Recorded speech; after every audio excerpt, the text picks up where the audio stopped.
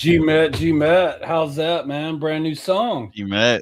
It's awesome. I was Yeah, rocking out on the intro. hell yeah, dude. Well, I cooked on that for several hours. I'd still change it, but I dig it. But how you doing, brother? Good. Good. Good. A little bit of a slower week, I'd say, but Yeah, still stuff to look at, still right stuff on. to Well, play. it's good to see you again, man. And welcome to everybody out there. Thanks for joining us today on the stream. To Heavy Metal Crime.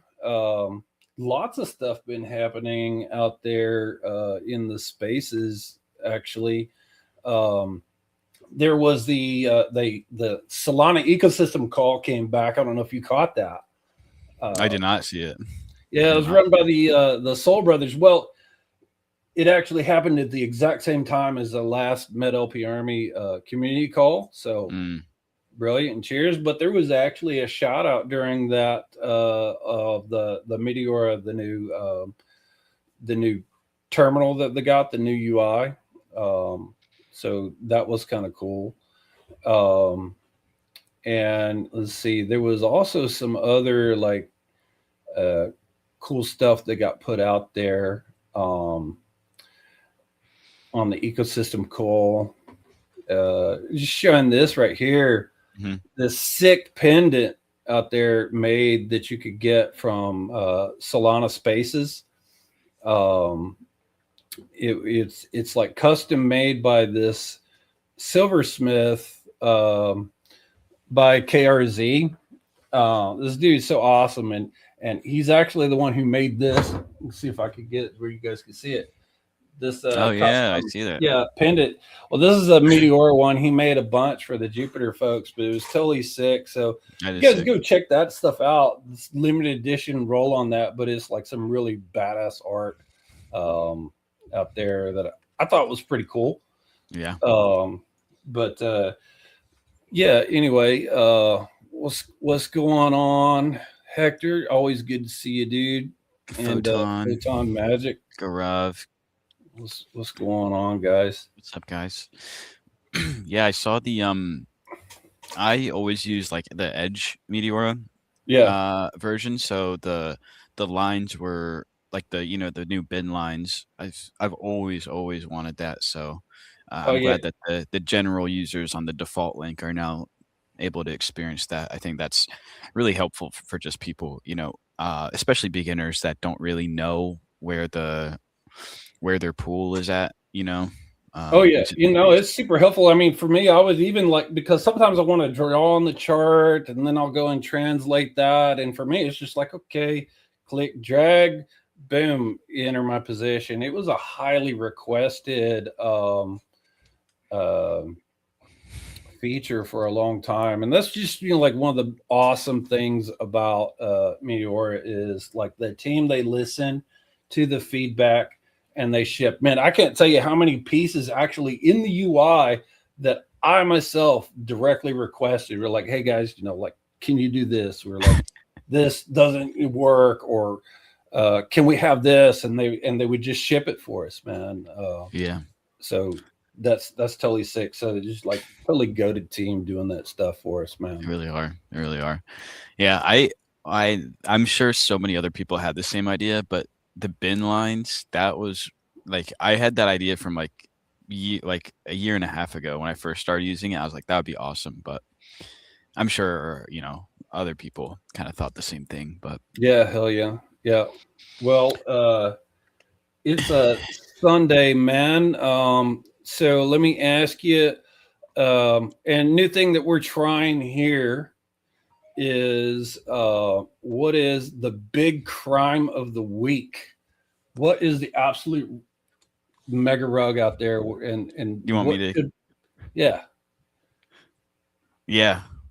So yeah, doing the new segment. We're just gonna go over I I I guess this chart is crime that I'm looking at, but I think we could also kind of throw in any play that I assume a lot of people got wrecked on.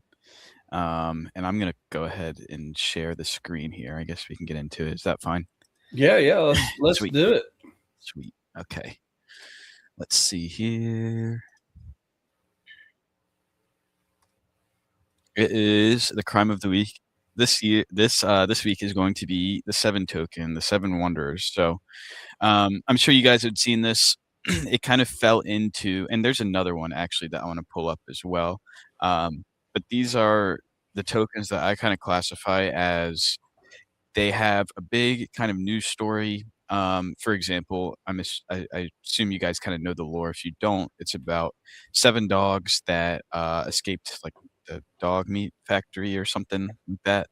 But it turned out the whole story was like a lie. I was, Mm, um, and so just showing you guys kind of what happened here, and a lot of the kind of news story charts, they get a lot of attention, a lot of volume at first, and it's fine to play if you're able to get in on even this first kind of trough and bounce. Um, but as you can see, this thing ended up going very, very low. And I actually got wrecked on this, and I really hate to admit it because this is not something that I would usually like bid, but I saw so many people playing it, and um I honestly got like I didn't get FOMO, but I was like, I'm gonna see so many people posting P&Ls for this token. I'm just gonna play it for a little bit, and then I got out of range and took a pretty hefty loss on this one. Actually, oh man. another another loss for the week. But yeah, as you can see, going 90% down on this would not have kept you safe, no matter what. Sometimes, unless you end up going super, super low, but that's just not usually feasible. Right. 90% is usually what I'm recommending to people, and, yeah, it just fell out. Not a strong bounce, not really any relief here for you to get out. And also gonna show you guys, I'm sure some people in the chat played this one. Pixelization, I didn't play this, thankfully, because I didn't know this was gonna happen, but I had, kind of like a insight that this is something that was a possibility just because basically the White House Twitter account posted this picture, I believe, of Donald Trump, and, it's a White House tweet, so it gets a bunch of volume, a bunch of attention, but after it's kind of like the thing, even though 7 was a little bit different because this story was entirely made up, it's kind of the thing where it's a cool story at first, gets a lot of attention, but then you have to think, are people really gonna care about pixelization? Like, are people gonna care about this meme in, Yeah, 2 or 3 days from now? Which, as you can see, they I didn't. don't think anyone cares about this. Yeah, I lost $22 on that one. That was one I was like, I was messing with it, and then I was like, you know what? I noped out of it. Um, it was not worth it to me to lose a whole sack of money. But yeah, for real, Yeah. man. I Um, mhm. Oh, I was just gonna say, not to brag on this, but I actually on on 7, I actually made money. Oh, no. 28%, dude. It took a couple hours, but I got out pretty quickly, and I Here, let was me like, go back to I'll dip my toe back in, but then it just like it was going to shit, and so I said nope, nope, nope, and got out of that. So it looked like it was a good call because that yeah. was some crime. Oh, yeah. I don't know if this was, like I guess the crime here is that it was just kind of like a LARP story, it wasn't actually real. I'm not sure if insiders were actually unloading or if people just realized it was a fake story, so everyone sold, but regardless, that is Yeah, no, for real. I mean, and that's the thing is like as soon as you hear it's like, oh, the story's fake, or even like if someone deleted a tweet, man, that's whenever you start seeing that big giant red candle. Yep, and then, Have a bad day.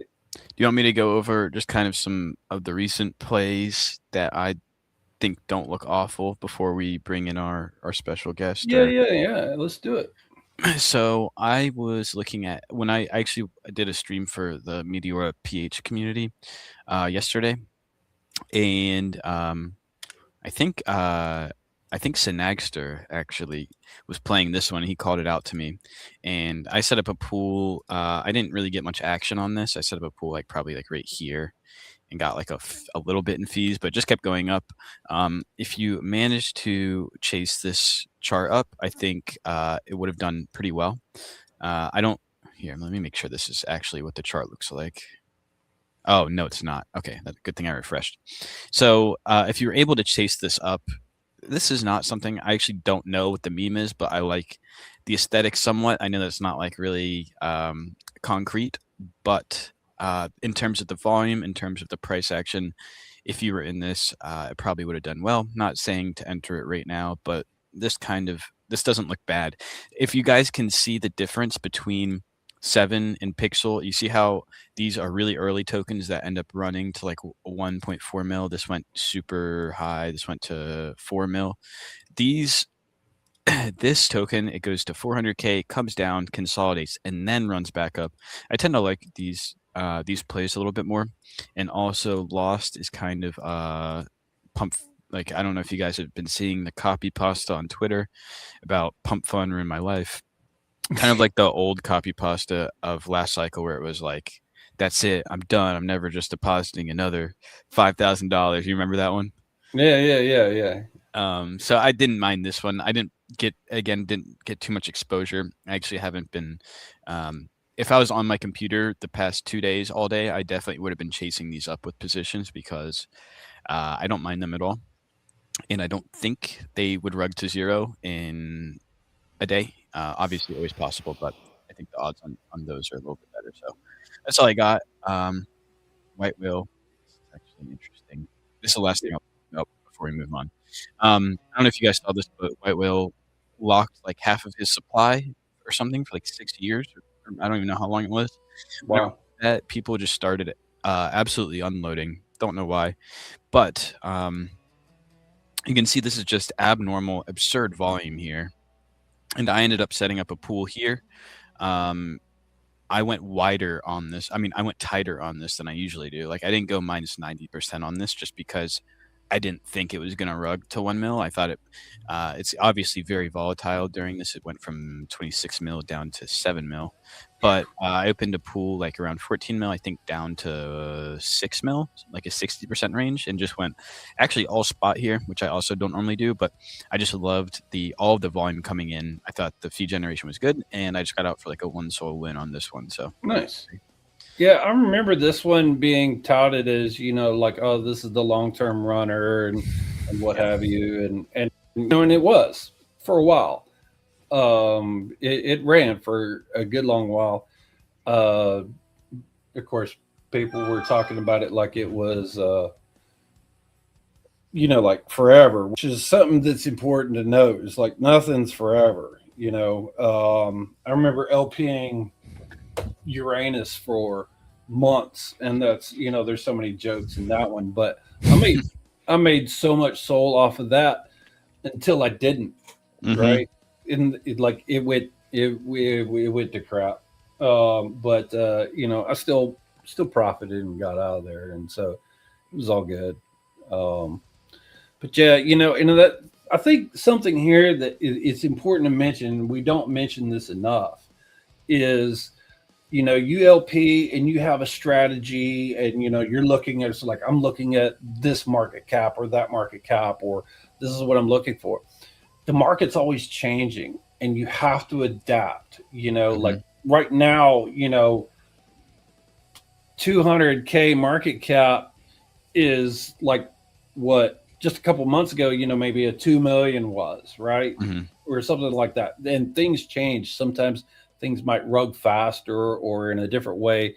And so, as an LPer, you have to learn how to adapt, because doing the same strategy it doesn't always apply. Yep.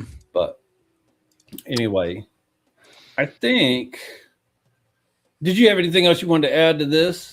No, I'm good to go. I was gonna answer Supremor question. He says, what do you mean by chasing up positions? And basically, on what were we giving that example on so on Umi, for example, I made my first pool like back here on the chart. When I say chasing positions, I am only going bid side.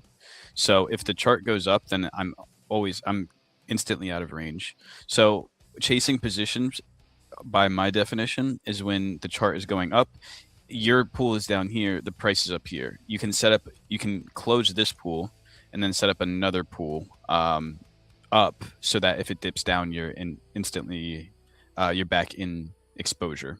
So basically, yeah, just chasing positions up means opening new pools so that you are again right here at current price for it to come down into. And then if you have your pool right here and it comes up to here, right, you close these positions, open a new one so that you're just chasing the price up. Right. Okay, cool. Well, guys, I we have a very special guest this week. And we're gonna bring him up. Um, excuse me. We have none other than the legend Tiagogo. He helps run that French community. He is streaming. Tell us first, Tiago. First, how are you doing, my brother? GMet guys, so happy to be here. Thank you for the invitation. Absolutely love having you here, man. And it was really cool to meet you in person.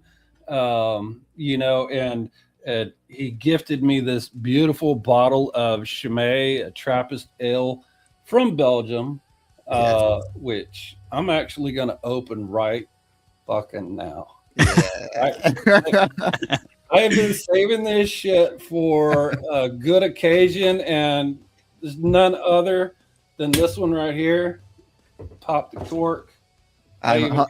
honored you're opening it just in front of me, so that Yeah, makes me yeah, yeah, happy. yeah. That's good. Give it glass. Oh, with the glass. Yeah, the official Chimay glass, man, right here. Yeah, So you've got the it's goods. it's a little bit after noon here for me. So, but as they say, you can't drink all day unless you start in the morning. So, cheers. Cheers. Cheers. But anyway, so first, I see you've been doing some streams out there in French. Um, Tell us first, like, what's going on in the French community. Tell us about your streams. Show your bit. What's going on? The French community is cooking at the moment. Like I think we have a huge community now. We've been mainly on Discord. It's called the Diggers Discord. So I think it's the most active Discord, and it's a Discord general like Web3, but we have different channels. And the Meteora channel is the most active channel of the Discord, and there are like 6,000 people on there. And now so it's I think these guys they all come from like the meme coin space, and they are like doing and buying, trading 10k market cap shit coins, so they know the meme coin space. And when they've been all losing during this whole bear market now, I was like on their channel, so on they call it the Soul Shitcoin channel. I went there and I said, guys, like if you come to Meteora and you LP instead of just trading, maybe you'll be profitable. And some of these guys, they've switched and they've been on the channel and they've been grinding, man. Like they've been grinding crazy and they've been making money like crazy. Like, so I was so happy. I was like, okay, this is getting good. Let's do some streams. And it's always, the same guys coming on streams and making money with me, like giving good calls on the coins. But man, these guys, they're like surgeons. They know everything and they know every detail, every narrative, they know it. And nice. It's been very, very helpful. But I'm really happy to do these like streams, and I'm learning every day because these guys, they come on chat and they teach other guys and they teach me also. So, I'm mainly also like focusing on explaining. I like, education. That's how I started doing content as well. And actually also being onboarded by Razir. So yeah, Crime, that makes he's the GOAT. So he's been inspiration really. And then just making money on streams with these guys. Honestly, it has been a great, I want to say almost 2 months. Like from MedDabi after just a little bit after, I've been doing these streams, and now every Friday normally I'm on stream. Look, to finish off the week, and my concept is like the Friday beers, you pay them with LPing. That's nice. I love it. I love it. I love it. So and people can catch that on your X or the official Meteora French. Yeah, exactly. So I'm streaming on my YouTube channel as well, my X and my my Meteora France. Well, I say my Meteora. We're running the account on with 3 people. So now also on the Meteora France. What is your YouTube channel? What is your It's Tiagogo underscore underscore FR. So I think what is it? Tiagogo underscore FR, like France. Tiagogo underscore FR. All right. You will find it. I think my most watched video has been like the basis of Meteora. And if you look at this video, it's like, I don't know, almost, I don't want to say 2 years old, but almost. And it's like the OG Meteora interface. So I'm proud to say that it's there. It's still the white interface white that mode. burned your eyes. Oh yeah. No, I remember. And I'll probably, it probably tells my age, but like I grew up with that, on computers. So like, it never bothered me. Cause like once upon a time, dark mode wasn't a choice, like on anything, you just had the big old CRT monitor blasting your face, and that's the way it went. But so somebody's actually got a great question here. Is there any way to see your recordings with English subtitles or translations? We've been working on it. So because Shaman, he's mainly making like the content on X. He's like the marketeer and the I want to say the content creator, making all the the representations, and he's trying to cook a way to translate the clips, because we've been also like shipping some short form content, and we want maybe to put subtitles on it and also translate the lives, because I've seen crime has been translated in Chinese, which looks crazy, and I was thinking, it's so maybe we'll do it in English, but I'm not sure. We have to try. But Shaman is working on it, I think. But I've seen that. I've been surprised. Like somehow I learned Chinese and Russian and became extremely fluent in Spanish. But AI is amazing these days, what it can do. And it follows like the lips. It syncs with the lips. When I saw that, I was like, I couldn't believe that. Right, he can speap Chinese. Like, that's crazy. I showed my parents that, and they were like dying laughing. That's awesome. So, man, have you had any good plays or good tips, or like what's your current strategy right now?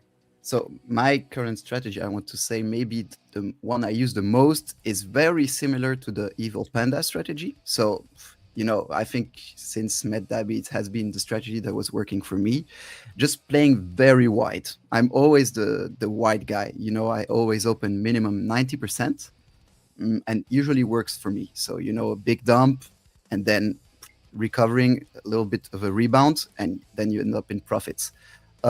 Recently, it's the meta is changing like every month, and now March has been drier than January, February, which were really, really good months actually. Oh yeah.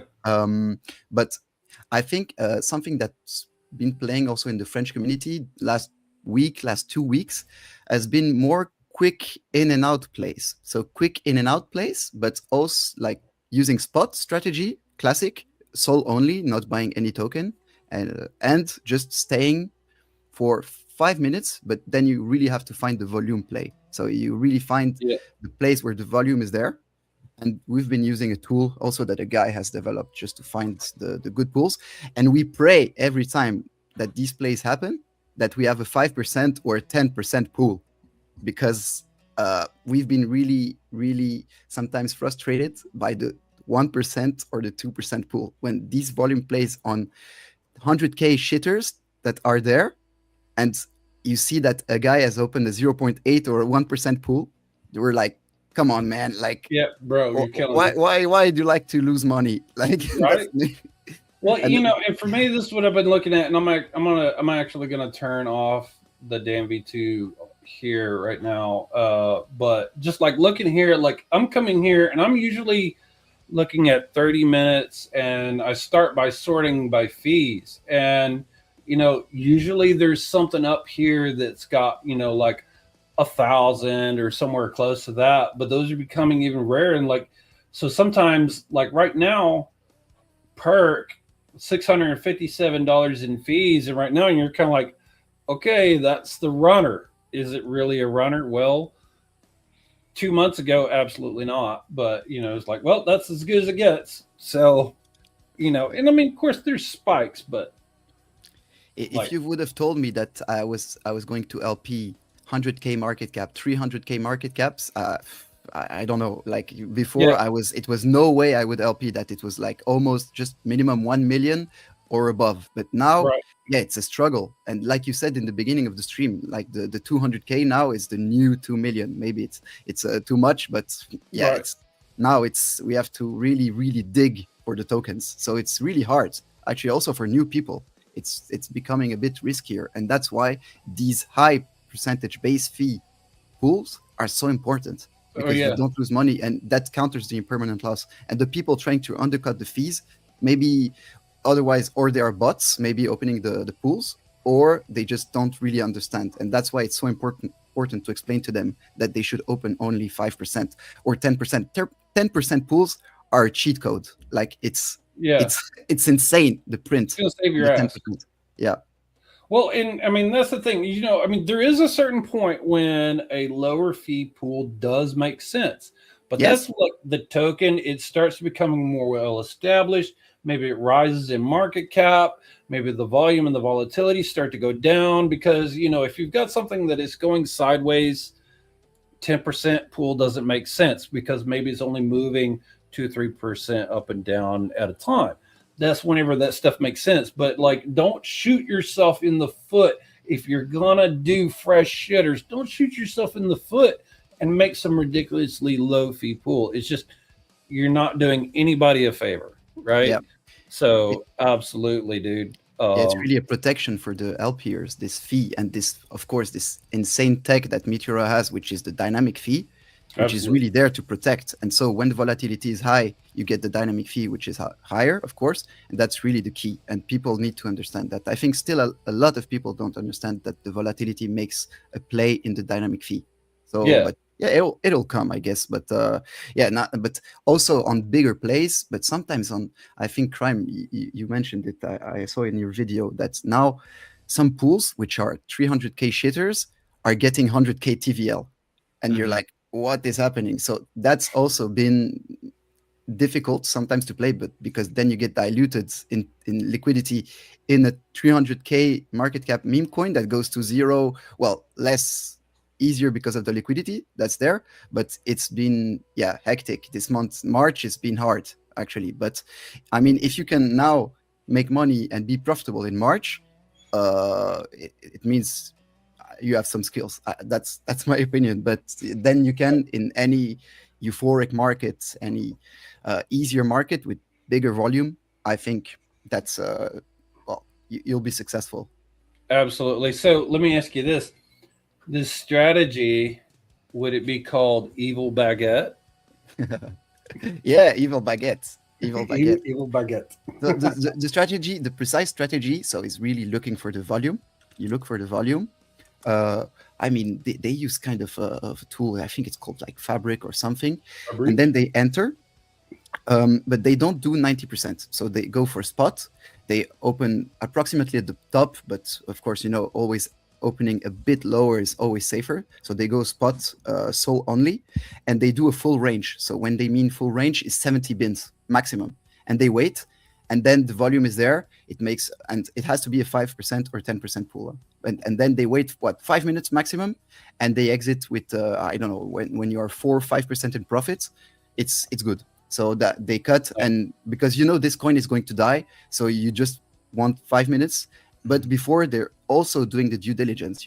It's always, like I said, the surgeons, they're always going to the bubble map, the holder count, looking for the narrative. For example, if it's a KOL pushing the coin, if it's a KOL led coin, like it's a red flag, don't go for it. Yeah. So you have to do it to get good at it. It's not simply looking at videos or stuff. You really have to try. So that's also a key concept that I think is important. Evil croissant. I love the way you said evil croissant. Evil croissant. Oh my gosh. Yeah, dude. You're absolutely right on all of that. Token selection is so critical to that. But let me ask you this: how often do you use the damn V2? Never. Never. I'm a DLMM guy, and GLMM guy. I never do DMMV2. I did once when it was, when the hype was there, and Sats Monkey when he made his one soul to 21K in 6 minutes. I Yeah. tried. I did one big win where I did one soul to 5 soul. I was really happy, but then Wow. I could not go and open, I don't know, 100 positions to have one winning position. I was always the DLMM guy, and I'm gonna say like this. Mhm. Yeah. What was really cool is, and I mean, I'm not really a big damn V2 guy. I get in now and then. There was actually, let's see if I can find it. Somebody made an absolutely based play. Um, Let me see if I can find it here really quick. Was it the one that I was think it was today. like 10,000% or something? Oh no, it was like millions, dude. Oh, okay. I saw it was, something with it crazy. yeah. Yeah, Let me just pull this up right here. Um, So Here we go.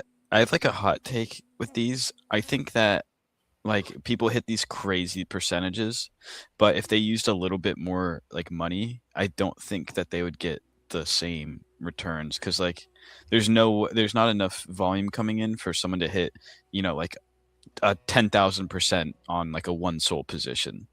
Like it has to be like 0.01 or something for them to get that much. It seems. Right. Yeah. See, so yeah, I found it. Let me just drop this here on the screen. Um, this is absolutely fucking bananas, dude. 6 million. 6 million%. Like, Yeah, that's the one I saw. Yeah, like what the dude fuck? barely put anything in, and he just walked away with fat bank. That's just It's so low that it doesn't even register how much soul he put in. It just yeah, says 0. yeah. It's like he put in like 0.001 or something. That's incredible. But I mean, Mads, props to you, Yeah. guy, for getting that. Congrats, absolutely congrats on that.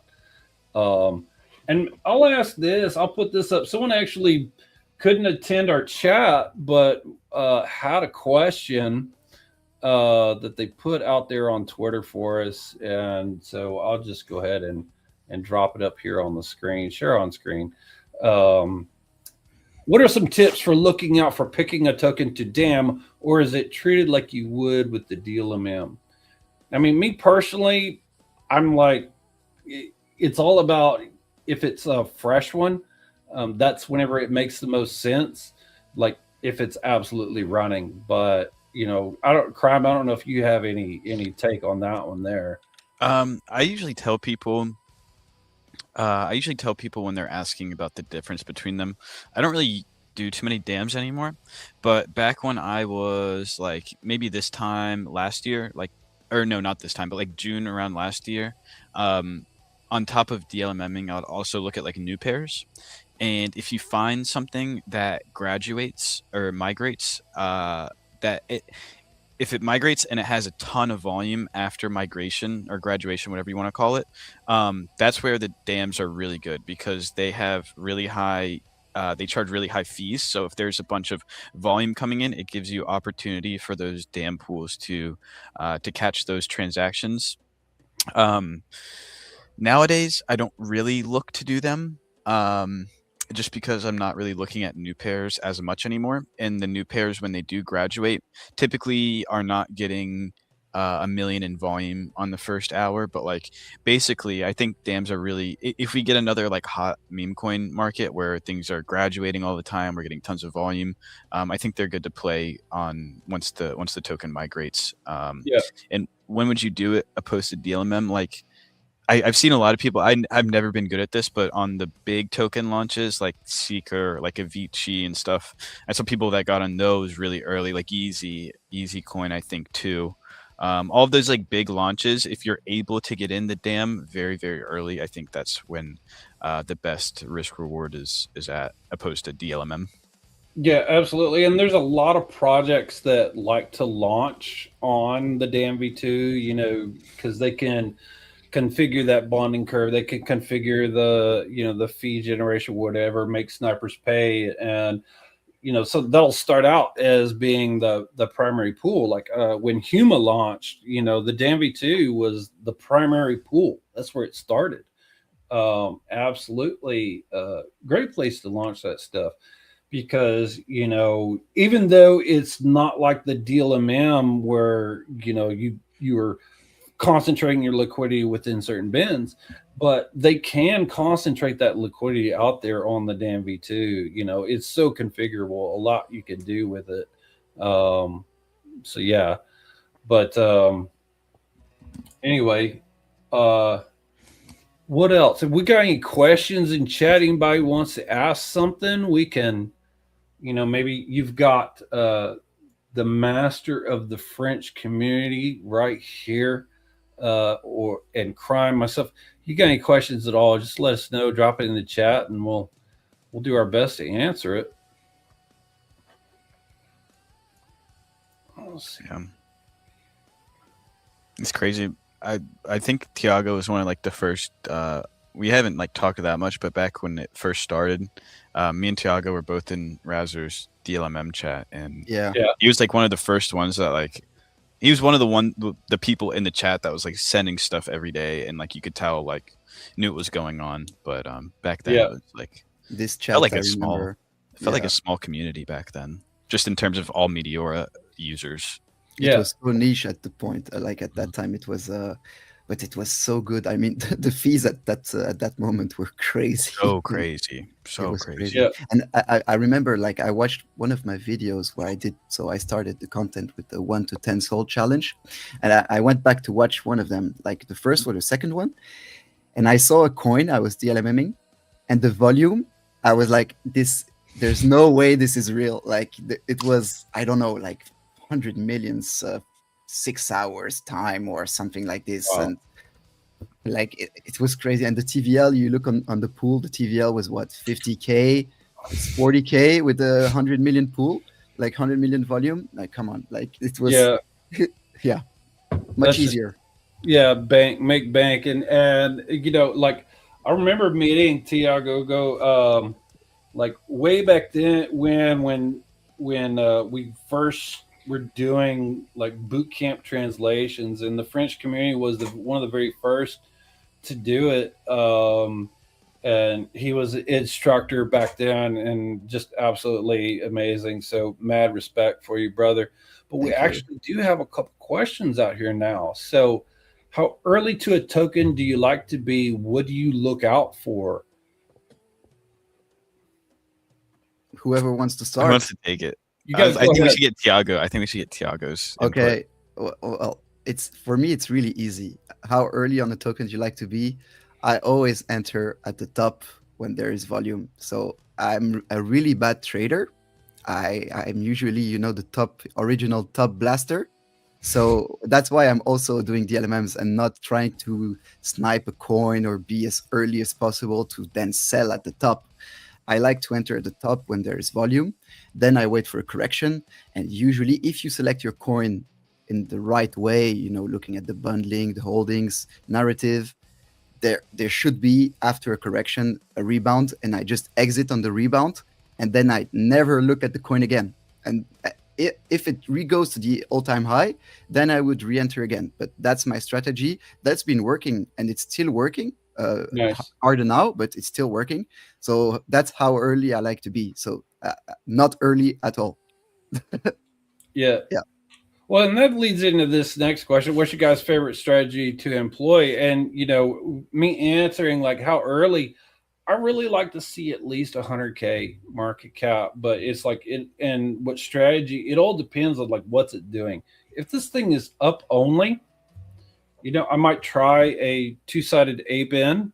Of course, the A-bin only works if the bins are paid. So if you would need to pay for bins, the A pin will fail every time, and that's by design. But sometimes I'll do that. But almost every time that I do an A pin, I always open a one-sided bid ask, and I'm going wide, right? Because it's like, okay, if I get screwed up here, I've got something down here to help me out, or I'll even like take the fees for both positions and throw it in that top one. But at the same time, it's like maybe I missed whenever it first launched, then I'm going to switch. And lately, I used to do a lot of wide spot, like Evil Panda or whatever. But I've been doing more like pure bid ask with just a little bit of spot thrown in there, just earn fees while it's because sometimes it only stays in that very top part of the range, and I don't have the patience or wanting to watch it. So I just like, yeah, whatever. I'll throw a little bit in there. What about you, Crime? What's your favorite strategy to employ? Bid ask? Yeah, I still am mostly going bid ask. The spot, I think what Tiago's doing is very, very similar to how I play stuff, though, especially the coins that are like high volume. You don't really believe in them. You're just kind of playing it because it's like what's going on right now. But yes, I also kind of chase it up. Sometimes I don't always bid the top, but like usually I start my range and go really low. And then as it goes down, one bounce, and if I'm happy with the profit on the bounce, I get out. But yeah, mostly bid ask and some spot mixed in, but very wide as well. Bid ask is so underrated. I mean, it's like I love it also, and I've been doing it more because sometimes with spots and really volatile meme coins doing the Evil Panda, you can get really, really wrecked even if you open so wide. But doing the bid ask really, really counters the impermanent loss more, and usually is always a good idea. So when I see a coin that's a bit riskier for some reason, bundling is a bit higher or holder count is lower, I always say, okay, let's put a bid ask. Or otherwise, I do like you, Heavy. I put some base. I call it a base of spot. Like this, we can print in the top of the range still, and rest on bid ask. Like sometimes 30% spot, 70% bid ask. Or if I really want to do more, like 50% spot, 50% bid ask is also. But that's also it's increasing the risk. But I like pure bid ask also. It's great. It really depends on the risk profile you want to apply. Right. So yeah. I'm bid asking this beer right now. So yeah. Catching the bottom. Here's another question. What is your liquidity slippage for entering and withdrawing your position? I ask because zapping out fails from time to time. So liquidity slippage has nothing to do with the withdrawal at all. Liquidity slippage is only for whenever you're depositing. So it's, the idea is like, okay, you define your range, say 0 at the top and negative 80 at the bottom, whatever it is, it doesn't matter. You go and you click, okay, add liquidity, and the transaction is going through. That slippage is how much percentage, like, so if the price moves beyond whatever amount you've defined, the transaction will fail, right? And that's just to like prevent you from putting in liquidity here whenever the token rug down to here. So that's what that is. A lot of people like don't care, right? So like I'm just trying to get in bid ask because I want to eat that dump, right? And so I may set my liquidity slippage kind of high. I actually haven't checked in a while. Let's see what I actually have mine set to. I have mine set to 10% currently. I know people who go 50%. Some people do much less with that. But when it comes to zapping out, I want to say the swap slippage actually happens, is the setting that you're looking for. So you might increase the swap slippage setting on Meteora. And I wonder if I have an open position that I can.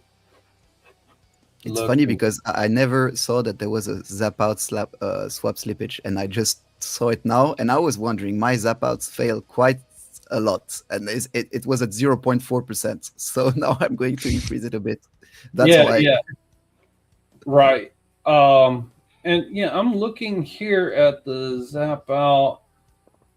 I'm gonna go to the gear settings here. Yeah, zap out. Yes, zap out swap slippage. So the default is 0.4%.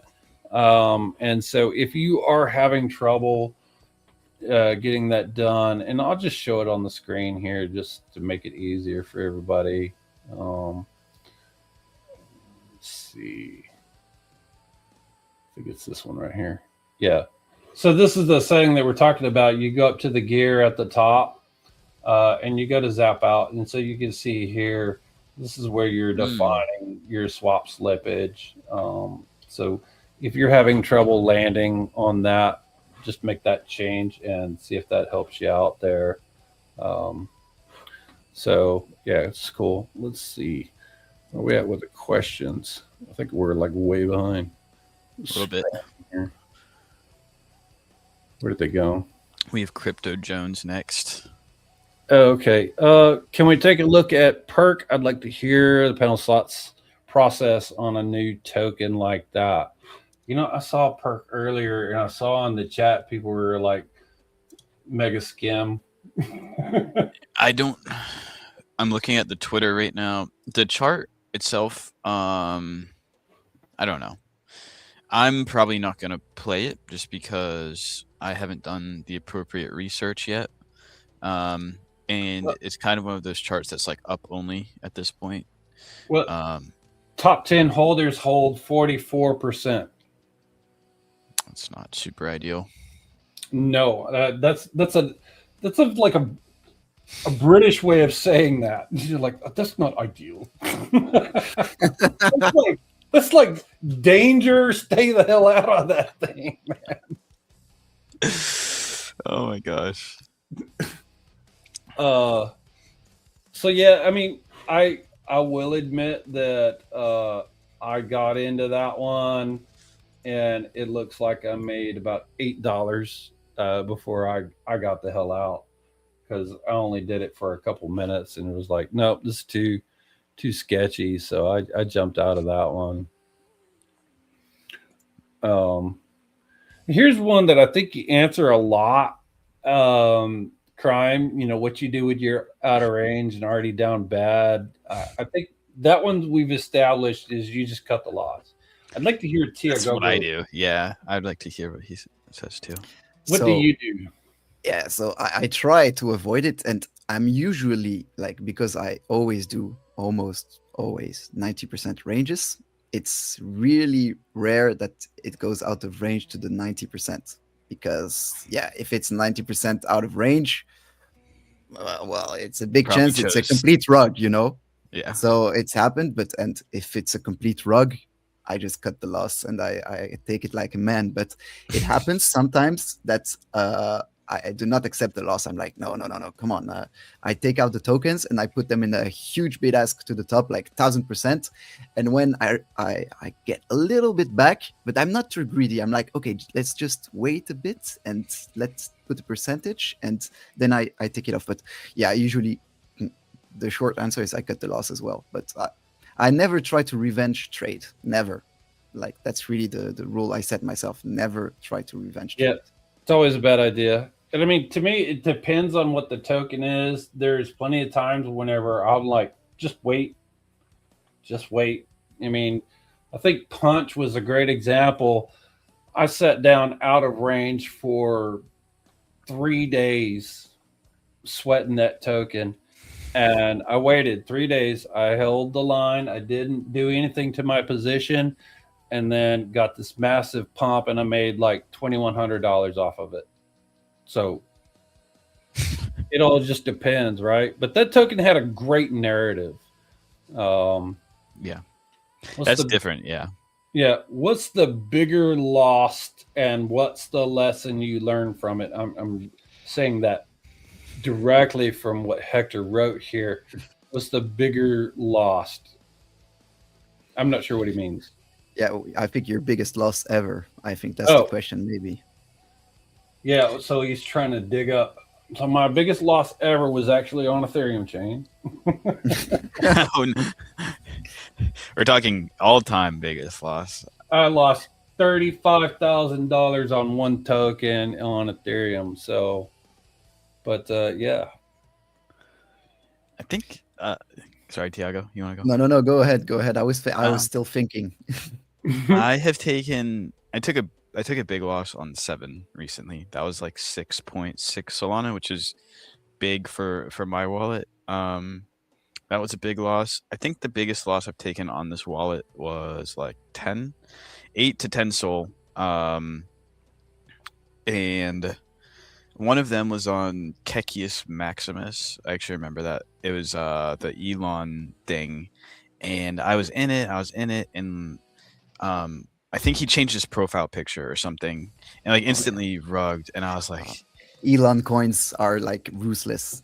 yeah, Like really, now I'm avoiding completely the Elon coins. That's Me too. Yeah. So I learned that lesson, and I just cut the loss and didn't play another Elon profile picture token. But it still happens. I still take pretty bad losses, to be honest, and you just have to try to minimize them as much as you can.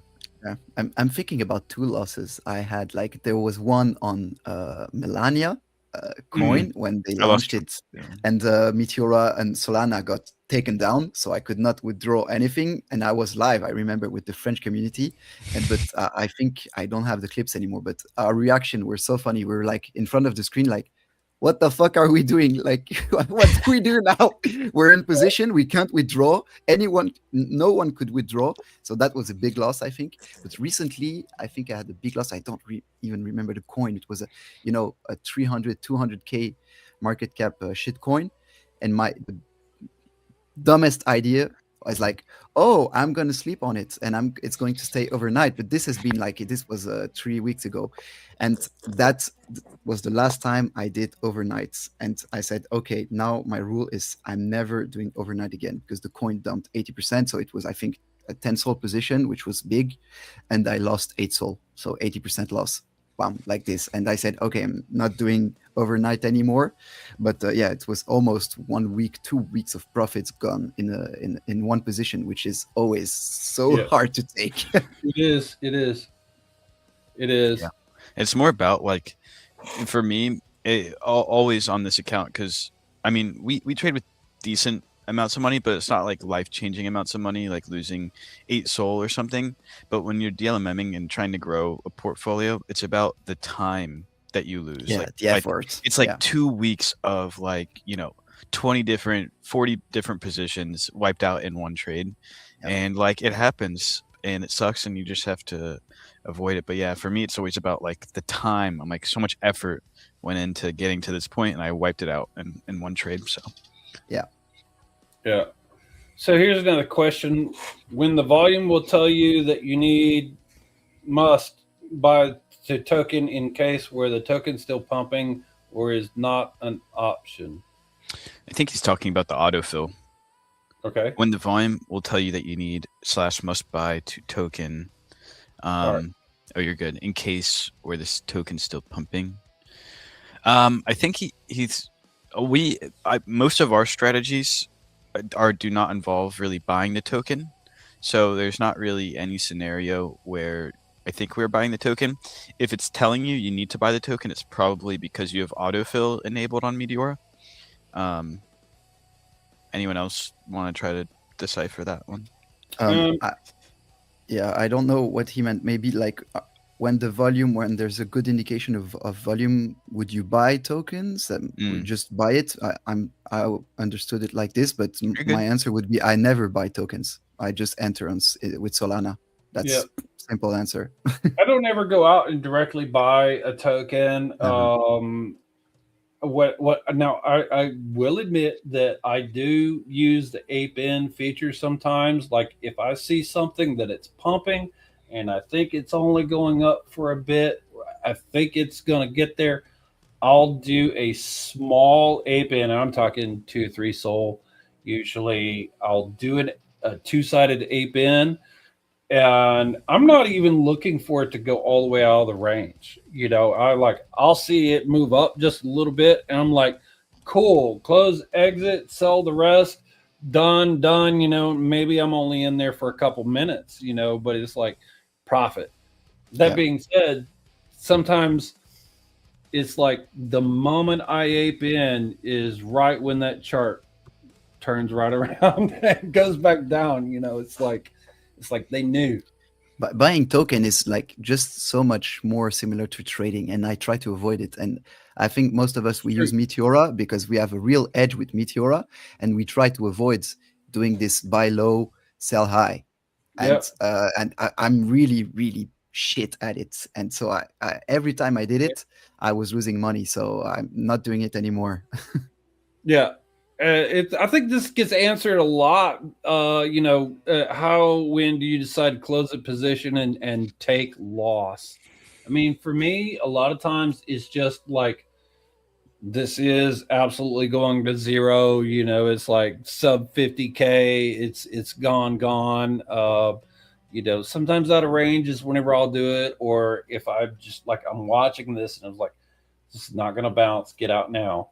Um, but I probably have more patience than the other two guys here, because I will hold shit sometimes and it pays off sometimes. But again, a lot of it has to do with the narrative of like what's going on. But Tiago, feel free to go ahead and answer that too if you'd like. Yeah, so I'm always big range, so 90%. It's difficult to cut a loss in such a big range because it depends on the fees. Sometimes you can be like at minus 75%, but the fees are so good that you're not even down that bad. And I see like when I say not too down bad, it's minus 10%, but it's still crazy to me that the token can dump 75%, but then you're only down at 10% of loss. And I don't know. I always wait for the rebound. I always wait for the rebound for exiting, even if the rebound is bad. But because if the coin is selected right, there will be a rebound. And I always wait for this rebound to exit and minimize the loss. And when I see this rebound, and I use the indicators that are quite useful, the RSI, the Bollinger Bands also. And I also look now at KOLs selling or entering. I think some can give sometimes a good indication, but I always wait. And this usually minimizes my loss. But sometimes the rebound, even the Evil Panda indicators, gives a negative entry, a negative profit sometimes. But that's when the fees are not good enough. And maybe the coin was not selected right. So it's a hard question, but I don't have a number, when it reaches 20, 25%, I cut it. It's more also a bit of a feeling, and you get the feeling the more you DLMM. So that's Yeah. Well, and like here's how it says: do you cut a position if it drops quickly, even if it's in range of struggling with cutting losses early? And like you, back to what you were saying, there's usually at least some little bit of bounce, even on like the absolute, just like it's one clipping. Usually, there's just that small little bit of bounce, and it's the traders out there. They might be revenge trading or doing whatever, right? And if you've set up correctly, you ate a whole bunch of fees on the way down. If you're set up right, sometimes all you need is that one little bounce Yeah. to get out. It's like this thing is obviously rugging, but there's gonna be a tiny dead cut bounce, whatever you want to call it, that it may be all that you needed to get profit. And this is something that I think where a lot of people fail to execute the profit on that is they'll get greedy. They're like, oh, just a little bit more. Just a little bit more, just a little bit more, and then psh, it's dead again. Yep. And then it's like, I could have had, 0.2 soul profit, and now I've got like -3 soul again. It's like, fuck. So don't get greedy. Small profits day by day, and yeah, you'll accumulate more than you can imagine. And just try to avoid the loss. And not DLMMing sometimes is the better option. Keeping your capital safe. So that's also something I'm trying to put myself more to. A day where I don't lose money, I celebrate it like a win day. Yeah. Let's see. So yeah, a lot of croissants and baguettes in chat today. It's ice. Can I put in on the losses, the cutting the losses real quick? Yeah. Um, I just saw this one. Do you cut a position if it drops quickly, even if it's range? Again, I'd agree with Tiago here. Like, I'm usually waiting for some sort of bounce, but there are cases, and then I think most of you guys know I usually just cut the loss when it goes out of range. But there are cases like for 7, for example, if I was actually monitoring that token, and I got the info that the story was fake, even if I had like a lot more in range. Like as soon as I hear something like that really fuds the token or makes it not a good narrative anymore, like that's a good time to get out regardless of the loss. So like if there's information on the token that makes it worse, then you want to get out before that happens, but usually waiting till it gets out of range or a bounce. Right. Yeah. Yeah, totally Um, agree. So yeah, it's just like this comment needs a little experience. Burnt hands don't touch hot pan anymore. I still touch the hot pans Yeah. sometimes. Narco, he's got French fries, burger. I don't think all that's French food, brother. But yeah, They call it French fries, but in Belgium we have better fries than the French, you know. And Yeah? it's bad that we call them French fries. We should call them Belgian fries because Yeah. we cook them with the beef fat, and these make a Mm. difference, and it's so much better. We make better 100%. fries in Belgium than in France. And I don't care if anyone has another opinion. I'm Belgian, and I'm proud of the Belgian fries. Yeah, man. Hey, and that was like that fun fact. McDonald's, long ago they started out making their fries in beef tallow. Now, whatever, you can like McDonald's, not like McDonald's, but they were very famous for their fries, and the reason why they were so famous, why they were so good and popular, is because they were cooking in the beef tallow. And then some people convinced the world that beef tallow was bad for you, and let's go and use these, blah blah blah oils, and say they started doing that, and the flavor went down, and it wasn't actually healthier for you. Now you see this push back into using beef tallow because it's natural, it's tasty, and it's not all that bad for you. I mean, is French fries health food? No, No, but yeah. It makes such a um, difference, the beef tallow. Like it's you taste it directly, and the real Belgian fries, they cook it 2 times. So they cook it once to cook the inside, and then they take it out. They wait a bit, like 2 minutes, then they put it back in for the crispiness, and that's really the secret. And the yeah, people, they don't know that. They just think you put the fries in, you let them, and then it's just it's not as good. You want a perfect inside, the mush, and yeah, then the crispy outside. that's So. actually how I do it whenever I cook at home. When I make my own fries, potatoes, I But actually you're do that. almost Belgian, Heavy. You're almost Belgian. Like, you live in Right Texas, on, but dude. you have all the Belgian attributes. So Man, we I drink the can't best wait to beer. come to So, Belgium, get oh, an Abbey tour, man. I'm in. I would be so happy to welcome you here. Like, I really. would, I would love it too, dude. Um, yeah. Oh, some mayonnaise to dip. Yeah, hell yeah.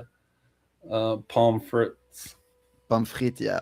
Pommes frites. I don't have a good French accent, man. Yeah. Yeah, very Texan. Yeehaw. Well, guys, it has been a little bit over an hour, and Tiogogo, I'm so happy that you joined us today, dude. Yeah, it's been great. Thank you. Thank you again for having me. Yeah, Love these talks. And yeah, it's always so interesting. And, right on, man. Well, again, you guys, if you are not familiar, go check him out. Follow him on X. Follow the Meteora French. Especially, well, if you speak French. If you don't, I don't know. Maybe he'll have subtitles for you guys. But they're DLMMing, they're live streaming, they're kicking ass and doing so good. And we appreciate what you do for the community and growing that French community. You guys are simply thank you. amazing. Thank you. Yeah, we just passed 1,000 followers on X today, so Outstanding. really, really happy. And yeah, we'll try to make an effort to try and translate, because I'm getting more and more requests in DMs or in the comments, on the lives. Please translate, because I think people are genuinely interested about what you say. So I think we'll make an effort to try and put subtitles. And yeah, just make sure to follow, and Thank you again so much. And of course, I think we're cooking also maybe an LP Army Academy in French. I don't know. I've heard some noise, background noise. Something's coming maybe, but yeah, that's something I've heard, and let's see. Yeah, well, it's coming. So, I mean, I'll go ahead and do that. Chill. We've been doing a complete revamp, a total overhaul of the LP Academy. It's not just like a completely new course, updated, with everything out there, because we've been listening to a lot of feedback, and we're changing and adding to this course. We're adding so much bonus content and all that. We're going to change how you graduate. It's going to be you'll go out there, you'll take the test, and you'll get immediate feedback, immediate graduation results, immediate role granting in the LP Army Discord. All that's going to be so automated, and it's going to be so amazing. And like we're just shipping that, and as soon as that's done, man, we are going to be hitting out all of our regional units, translations, all of that. It's going to be really incredible. We're so close to getting that finished. Look at that. You got some tips so it's like LPing and cooking tips. Follow Tia go. Yeah. Win Fries Academy. Right. Right on. Merci. Okay. So, all right. Last one. What are you guys doing when you're not using your Sol or USDC? Well, I'm always using it, but I have been known to drop some of it into Jupiter Lend before. Just try that out. I mean, I'm not getting rich over there, but a few bucks is more than $0. What about you guys? Go ahead. I'm honestly not super DeFi knowledgeable. I think people with better DeFi knowledge could give you a better answer. I stake some of it. I stake Sol. I don't really do anything with USDC, to be honest. I probably should be. I mean, that's solid choice, staking it. And you said something that actually gives me a great segue. You said you're not that knowledgeable in a lot of the other DeFi. Jupiter just shipped their own Jupiter Academy out there. So courses on all kinds of their products. So if you guys out there want to learn more about all kinds of things, I have not taken the course because I'm busy building my own, but perps and Lend and all these things, they have stuff out there. You guys go and check out Jupiter Academy.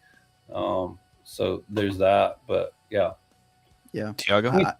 I do I keep a big part of my Sol for the LMMs, and because I want to big a bag of Sol to build this bag of Sol, because I believe in the future Sol will come back up, because I really believe in Solana. So I usually hold it, but some of it I also buy some big tokens or Bitcoin. So I do some DCA in Bitcoin on Meteora. Also do a lot of hype USDC.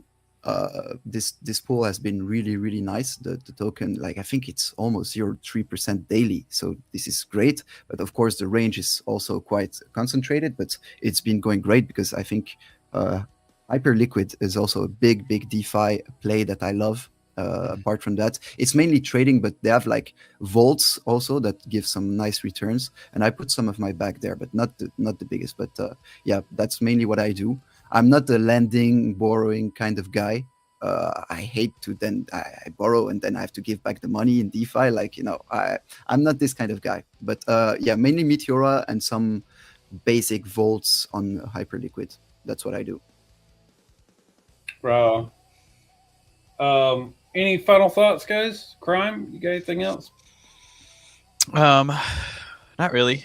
I think we went over most of the things that happened this week. Yep. Some of the newer tokens, White Whale drama. I saw Punch kind of came back, but that's about it. Yep. That's all I got. Cool, man. Well, thank you again to Go for joining us today, being our guest and sharing your insights and all of that. And so next Sunday is Easter Sunday, so we're probably going to stream on Saturday instead. Probably about the same time, 5 p.m. UTC. Watch out for that. I am going to try and get a very, very big guest from Jupiter themselves. So watch out for that. Tune in. It should be cool, a good session. Appreciate, again, everybody in chat.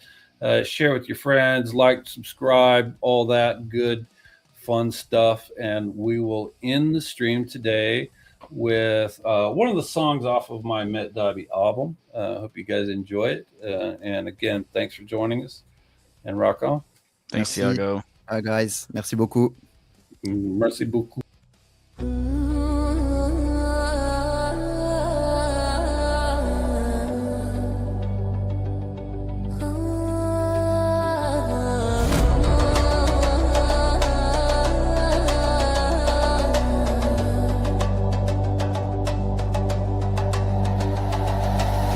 Beneath the desert sky so wide, a million voices side by side, dust in the air but fire in the heart, scattered souls now a work of art. We build, we break, we rise, we fall, one by one we're entering the cold. Echoes of Meteora, we gather, we climb from every corner, crossing time. Strategy shared, lessons unfold, together unbroken, strong as